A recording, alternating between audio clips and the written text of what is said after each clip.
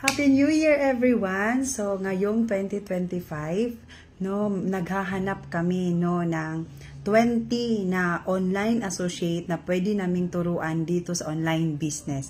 By the way, I am Coach Amy, isa akong digital entrepreneur at the same time, isa din akong employee. So kung ikaw ngayon ay isang katulad ko, no, na employee din na gustong maghanap ng side hustle, pwede ka dito. And of course, kung ikaw naman ay isang OFW, pwede mo din tong gawin sa bakanting oras mo dyan sa abroad.